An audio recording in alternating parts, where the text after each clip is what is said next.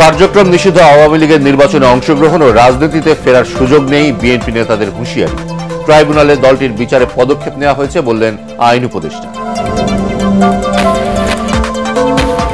অন্তর্বর্তী সরকার কঠিন সময় পার করছে জানালেন ধর্ম উপদেষ্টা। শাপলা চত্বরে গণহত্যা ধামাচাপা দেওয়ার চেষ্টা হয়েছিল, মন্তব্য শিক্ষা উপদেষ্টা।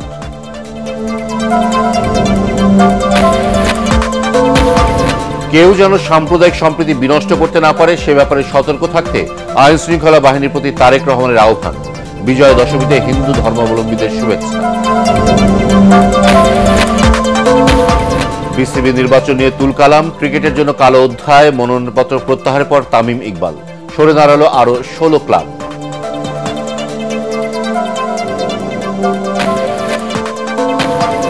এবং অবরোধ কর্মসূচি প্রত্যাহার করায় স্বাভাবিক হচ্ছে খাগড়াছড়ির জনজীবন।